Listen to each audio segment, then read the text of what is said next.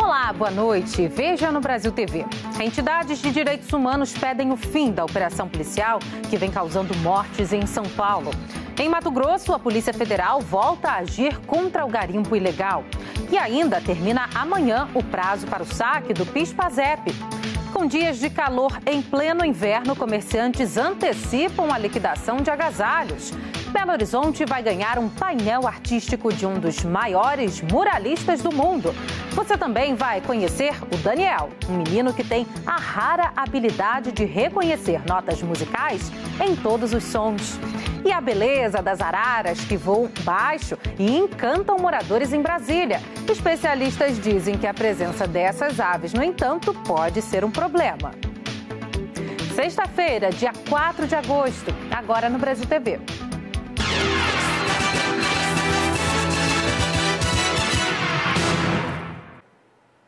Entidades de direitos humanos, Defensoria Pública e parlamentares pedem que o governo de São Paulo suspenda a Operação Escudo, que já deixou pelo menos 16 mortos no litoral do estado.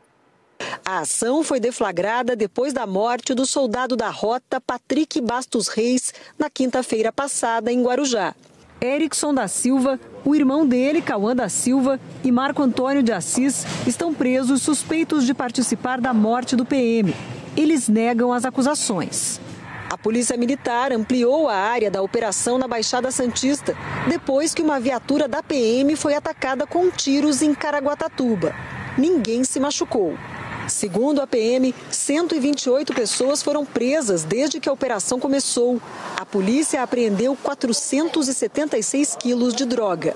Segundo a Secretaria da Segurança, 16 pessoas morreram desde o início das ações na sexta-feira passada na Baixada Santista. O governo de São Paulo disse que todas foram mortas em confronto. O Departamento de Homicídios entrou no caso.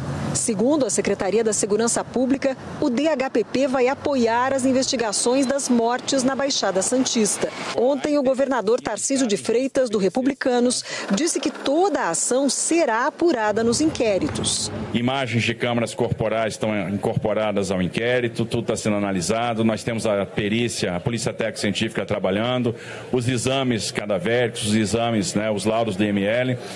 Nenhum indício até o momento, nenhum indício de que houve tortura. O que tiver de fora do padrão de excesso será averiguado, será punido, não tenha dúvida disso. Agora, não é o cenário que nós estamos nos deparando hoje. As entidades dizem que é fundamental abrir um canal de diálogo com o governo estadual para garantir a toda a sociedade o direito de saber como a Polícia Paulista está atuando nessa operação. Numa democracia, nenhum poder é absoluto e esse poder da sociedade se comprova na atuação dos órgãos de controle, nos órgãos de fiscalização. Isso precisa ser exercido de forma ampla, democrática e transparente. No Rio de Janeiro, a Polícia Federal e o Ministério Público fizeram buscas em endereços ligados ao ex-bombeiro Maxwell Correia, preso por suspeita de envolvimento no assassinato da vereadora Marielle Franco. Segundo as investigações, Maxwell controlava uma milícia que explora o chamado Gatunete, na zona norte da cidade.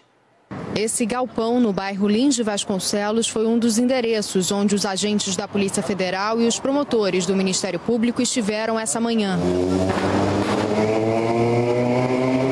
7 mandados de busca e apreensão foram expedidos contra a milícia que, segundo a investigação, é chefiada pelo ex-bombeiro Maxwell Simões Correia, o Suel.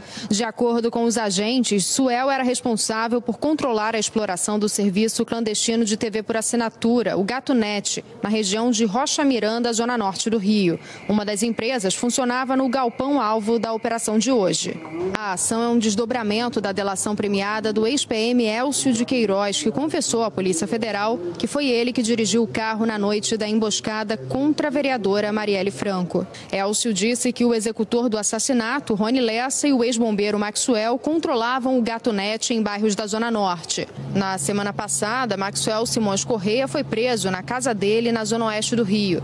Segundo as investigações, o ex-bombeiro participou do plano para matar Marielle Franco e ajudou os assassinos a se desfazerem do carro usado no crime. Em delação premiada, o ex-PM Elcio de Queiroz disse que Suel acampou para vigiar a rotina de Marielle. O carro da mulher de Suel, Aline Siqueira, foi apreendido na operação de hoje.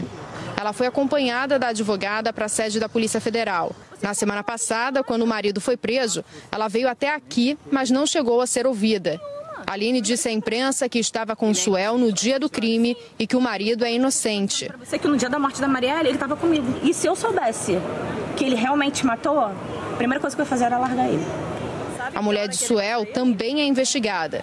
Uma gravação revelada pelo Fantástico no último domingo mostra que 6 dias depois do assassinato de Marielle, Aline foi até a casa de Rony Lessa. Operação também no norte de Mato Grosso. A Polícia Federal, com apoio de órgãos ambientais, agiu contra novos garimpos no combate à extração ilegal de ouro. Um homem foi preso. A investigação identificou 24 novas frentes de garimpo e seus acessos, num total de 260 hectares.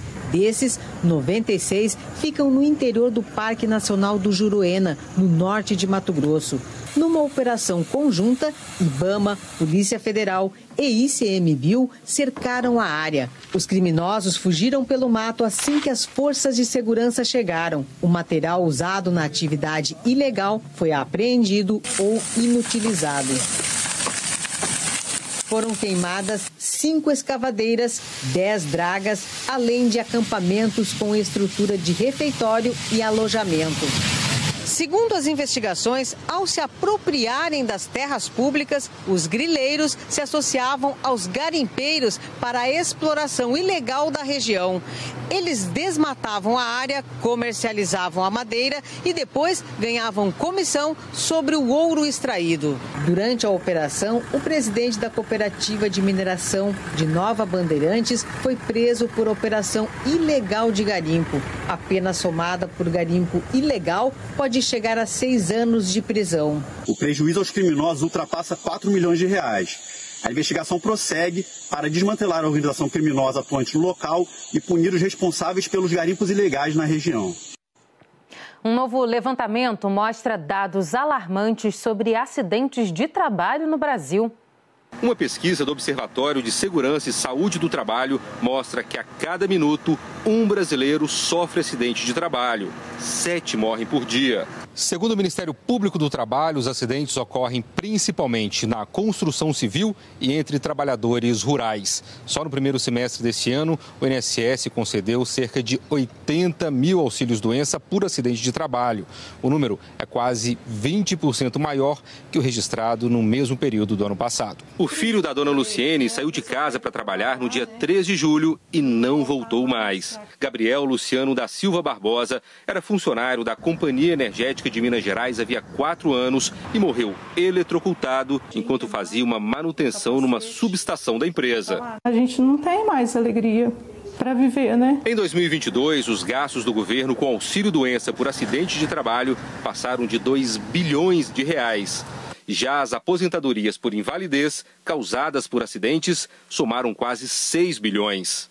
A maior causa dos acidentes de trabalho está nas omissões empresariais em implantação das medidas de saúde e segurança. Nós temos, ao longo dos últimos anos, uma desestruturação muito grande do Ministério do Trabalho e Emprego, que é onde ficam os auditores que fiscalizam as condições de trabalho. Então, eu entendo que precisamos de campanhas de conscientização, mas nós também precisamos de fiscalização. E atenção, acaba amanhã o prazo para trabalhadores sacarem o PIS/PASEP. A repórter Luísa Doyle explica quem tem direito.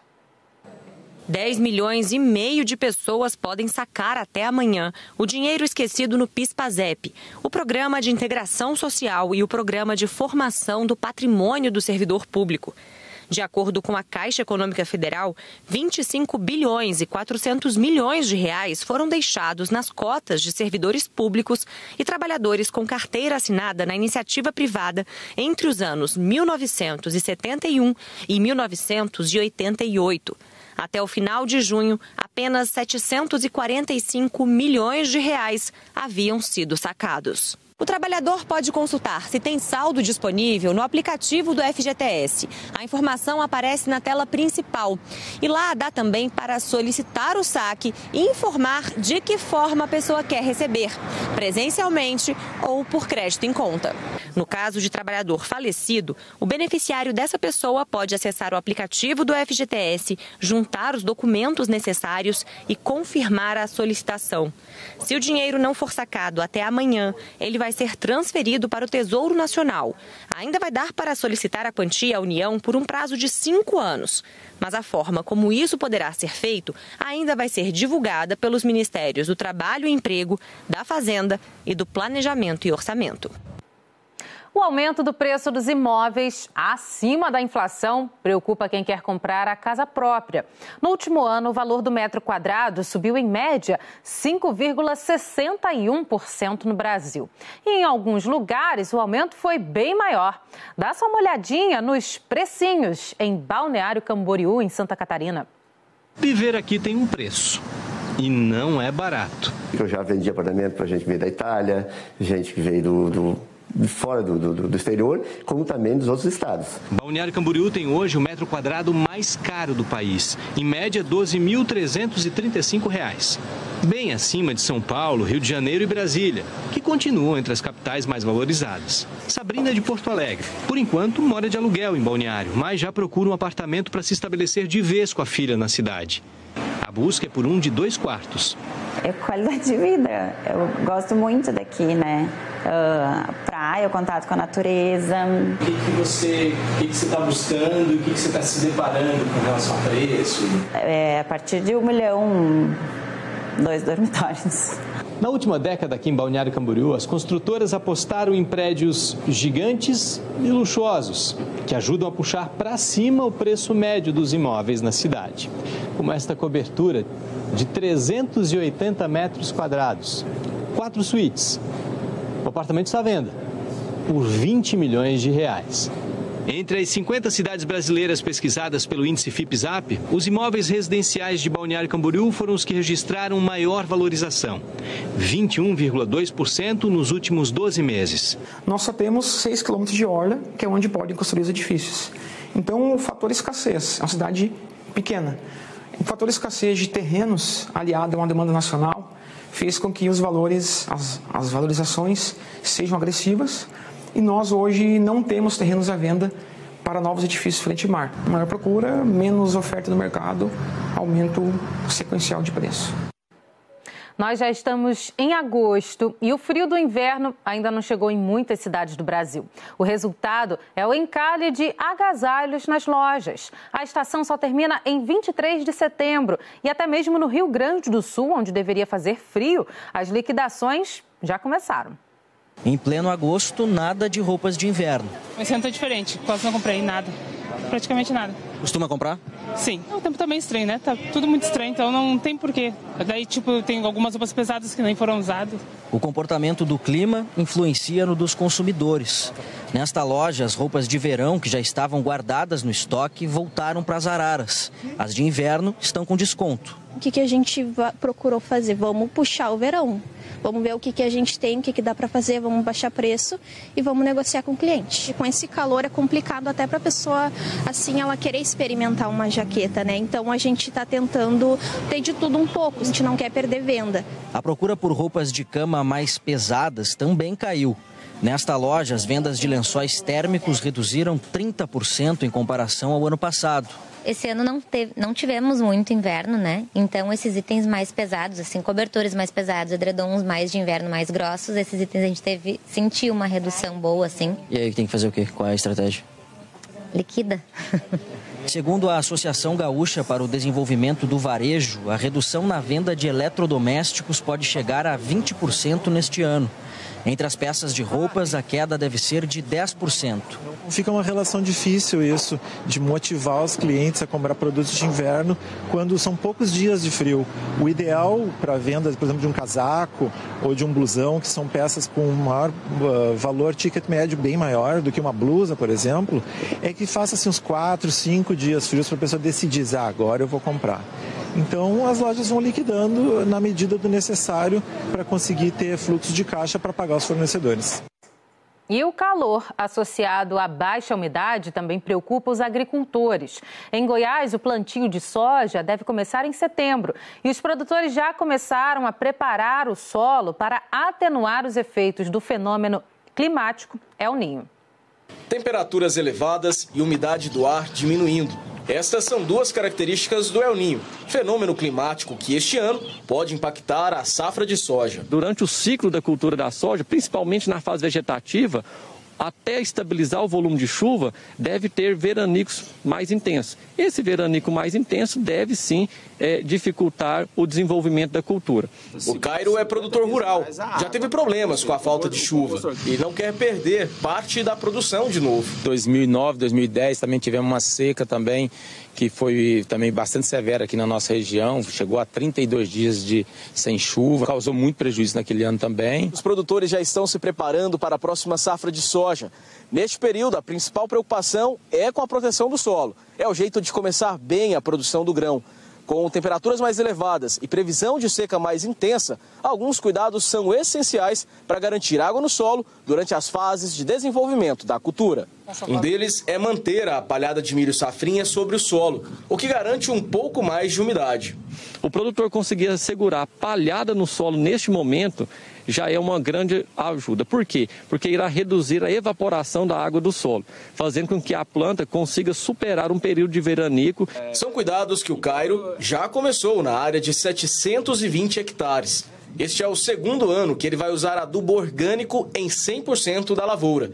Isso para reter mais água no solo. O adubo orgânico, ele acaba aumentando a caixa d'água do solo, porque uma seca mais prolongada, a planta não vai sentir tanto, né, em relação a uma área que não tem palhada e nem adubo orgânico.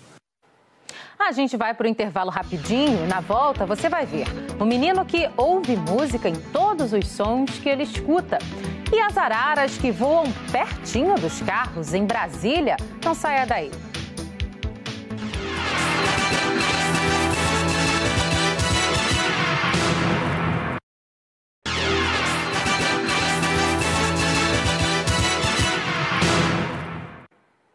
O aparecimento de araras na área urbana de Brasília chama a atenção dos moradores e preocupa os especialistas. Eles não se cansam de olhar para cima, para admirar as araras que quase todo dia aparecem nas copas mais altas das árvores desta pracinha, na QI 2 do Guará 1. Essa moradora admira as visitantes lá da janela de casa. A partir das 8 horas, 7 horas já estão aí já gritando. É bom o barulho dela, eu gosto. E dá para ver da sua janela? Dá. A filha dela, vira e mexe, consegue registrar com o celular essas visitas, que acontecem quase sempre pela manhã. O porteiro de um prédio ali ao lado, Expedito, virou fã das belas e barulhentas araras. Só vem gritando de longe. De longe você escuta. Vou baixinho, só faz desviado mesmo das casas dos prédios. Aí vem aqui, por ali, baixa ali. Na quadra 305 do Sudoeste, essa dupla já é conhecida dos moradores. Elas escolheram o coqueiro para descansar. Saem do parque da cidade e voam para lá. As araras que normalmente são vistas por aqui são da espécie canindé, também conhecidas como araras de barriga amarela. Elas são mais vistas nessa época do ano, entre julho e dezembro, porque é quando viajam em busca de árvores ideais para fazer os ninhos.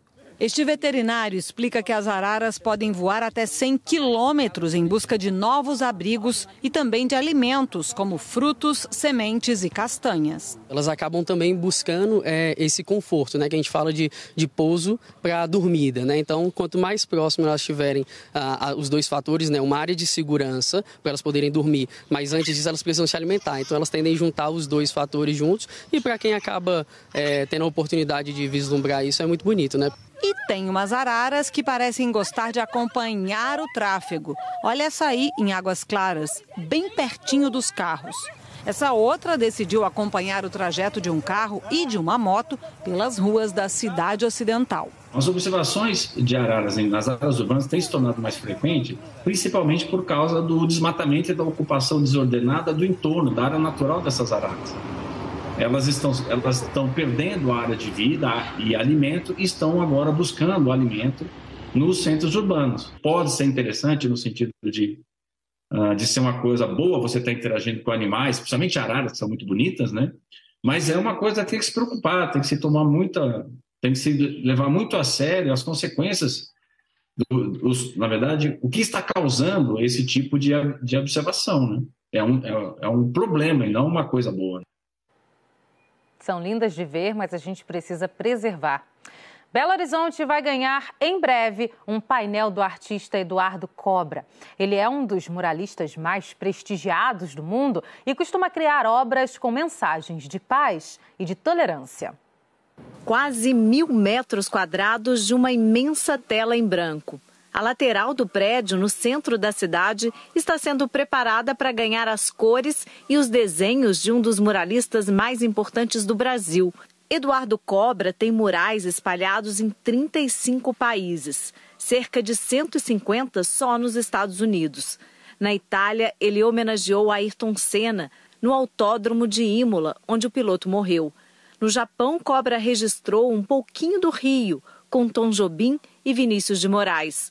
Aqui no Brasil, as cores vibrantes do artista também enfeitam muitas cidades. Em fevereiro deste ano, no Rio, em 15 horas, ele fez uma linda homenagem à jornalista Glória Maria, com borboletas pretas e brancas, representando o preconceito e o racismo. São Paulo, cidade do artista, também já foi presenteada com muitos murais. Eduardo Cobra veio para BH participar do projeto de arte urbana do SESC, que prevê a pintura de Outra em Pena no centro, que será feita por um coletivo de 4 artistas mulheres. Ver essa grande mudança, né, de hábito mesmo, coloca Belo Horizonte numa visão de vanguarda, né? Porque a cidade está abrindo espaço para a arte. E a arte, ela funciona assim, como um antídoto, uma vacina, né? Tem tanta criminalidade nas cidades grandes, violência, trânsito, as pessoas estão estressadas, né? E essas obras, elas trazem um alívio, né? Um momento de reflexão, de contemplação, transforma a cidade numa verdadeira galeria de arte a céu aberto. A gente encerra o Brasil TV de hoje com uma história curiosa. O Daniel, um menino de 11 anos, consegue identificar notas musicais nos sons do dia a dia. A repórter Edriene Cardoso ouviu um maestro sobre essa habilidade do garoto. Sons do dia a dia, que para a maioria das pessoas são apenas ruídos, barulhos que passam despercebidos. Nos ouvidos do Dan são música e cada som tem uma nota específica. Ao ligar o fogão, é o Si. O botão que liga a máquina de lavar também é o Si, mas quando ela começa a funcionar... Olha, esse é o Lá sustenido. O Daniel tem 11 anos. Quando nasceu, foi diagnosticado com uma doença hereditária, chamada amaurose congênita de Leber, que leva à cegueira. Aos 3 anos, a família também descobriu que ele faz parte do espectro autista. Foi nessa época que Daniel começou a revelar um talento raro para a musicalidade. Autodidata, ele aprendeu sozinho a tocar qualquer música no piano. Esse é um dos lugares preferidos do Daniel, que é um apaixonado por metrô. E a paixão tem um motivo. Ele consegue reconhecer as notas musicais dos vagões, o que é imperceptível para quase todo mundo. Para o Daniel, tem metrô que chega na estação ao som de Fá, mas outros soam com uma nota Sol. Há 2 semanas, Daniel foi andar de metrô com o pai, Robson, que esperou por 40 minutos por um trem que chegasse ao som de Fá. A explicação para isso é que Daniel tem ouvido absoluto, uma condição rara. Com a palavra, o maestro. A gente tem a escala musical, né, que cada nota tem uma distância entre a outra. E essa pessoa ela tem a capacidade de distinguir essa nota sem nenhuma referência auditiva externa. Ele já tem ouvido absoluto, mas ele é um deficiente visual também. Então, a sua audição, nesse caso, ela é muito mais focada, muito mais desenvolvida, porque é uma ferramenta poderosa até para a orientação da vida dele. O Daniel é isso, a alma dele é musical e o talento que ele tem, eu acho que pode transbordar e trazer muita alegria para as pessoas e para ele também. impressionante, que lindo. O Brasil TV fica por aqui. Outras notícias logo mais no Jornal Nacional, às 8h30 da noite, hora de Brasília. Uma ótima noite para você e um bom fim de semana.